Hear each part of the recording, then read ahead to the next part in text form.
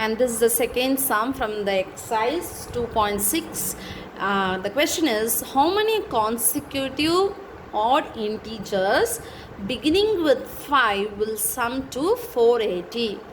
The meaning of this question is, consecutive means what? Continuous. Okay, so how many continuous odd numbers starting from 5 will be there? Okay, how many continuous odd numbers will be there starting from 5 to get the total as 480? Okay, will sum to 480 means what? The sum of that series is 480. Okay, so the odd numbers, it starts from 5, they have said. So what is the next odd number? It would be 7, right? The continuous odd number only they have said. Consecutive odd integers means, consecutive means what? Continuous odd integer. So after 5 the odd number is 7. So after 7 the odd number is 9. After 9 the odd number is 11. So like this it goes on. They didn't give how many number of terms it goes. They didn't give what will be the last term of this series, but they have said when you add all this series, the sum will be, the total would be what? It is 480. That is what is given. Okay, this is what is given. 5 plus 7 plus 9 plus 11, it goes on till how many terms we don't know, till some n terms. So you can write here some n terms. Okay, but the total of that sequence is, but the total of this series is given as 480. Okay, so now you can find out. So the total means what? Sn, sum. Okay, so sum of n terms. So the Sn value is given now. Till now we found out what is the Sn value, right? Now here they are given the value of Sn. Sn is equal to 480. So now tell me what is the value of A? A is equal to 5.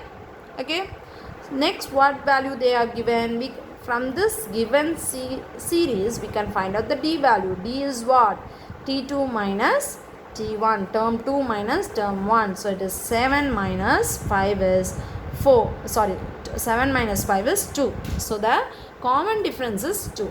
So using all these given values we can find out what is the n terms, because that what they have asked. How many consecutive, how many means n value.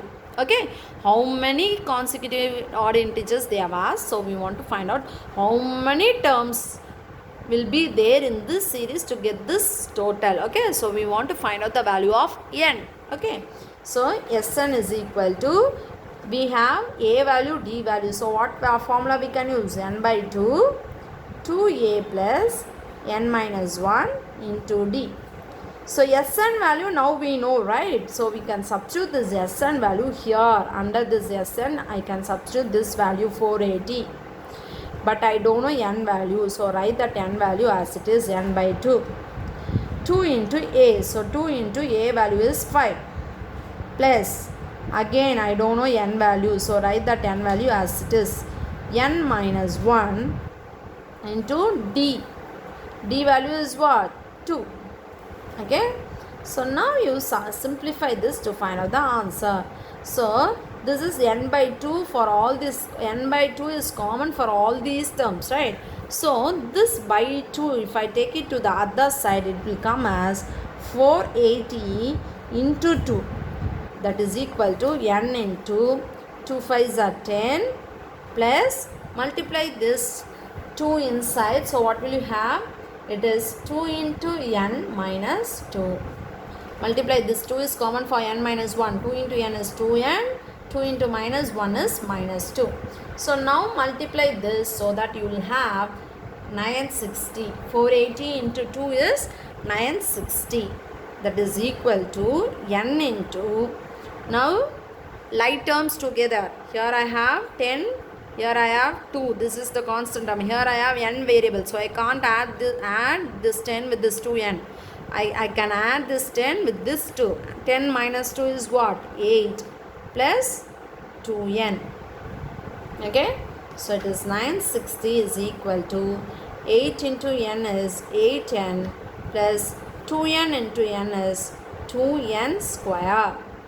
So now you can bring this 960 to this side. So this, when this 960 comes to the other side, it will come as minus 960. And now you write this in a standard form. How will you write? 2n square plus 8n. When you bring this 960 to the other side, it will be minus 960 equal to 0. Okay. So now in all these three terms, I can have 2 commonly, right? 8 also divisible by 2 and 960 is also divisible by 2. So divide this equation throughout by 2. So you will have n square plus 4 2s are 8, so 4n minus 480 is equal to 0. Now, in order to find out the n value, what you have to do?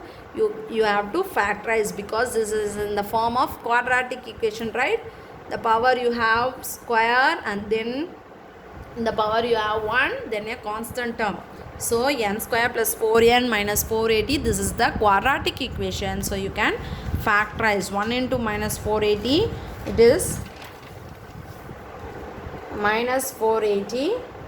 So split it into two numbers such that while adding, what you should have is, you should have 4. Okay, so 480, tell me when will you have this 480? Okay, 24 2s are 24 into 20s are check, 4 2s are 8, 2 2s are 4, 480.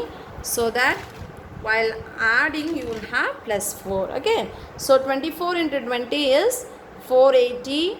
So we should have minus 480, but while adding we should have plus 4. So for greater number you have plus, for lesser number you have minus. Plus into minus minus 480. While adding 24 minus 20 is plus 4 you have. So in the place of, as it is the quadratic equation, here you have, see here, the coefficient of n square is 1. When you have 1, you can write the factors directly, right? So it is n plus 24 into n minus 20 is equal to 0. Here I have plus 24 minus 20. So it is n plus 24 into n minus 20 is equal to 0. Now split into 2. N plus 24 is equal to 0. N minus 20 is equal to 0. N is equal to, when you take this plus 24 to the other side, it is n is equal to minus 24.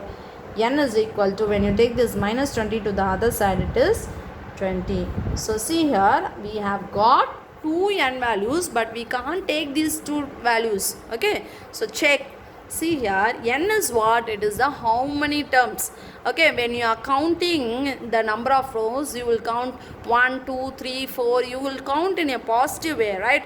You will not count like this is the minus 1 row, this is the minus 2 row, not like that, right? So the number of terms cannot be negative. What will you write? Number of terms can't be negative. Therefore, n is equal to 20. This is the reason what you have to write. Number of terms can't be negatives. Therefore, the n value is 20. So, there are 20 terms in this. Okay.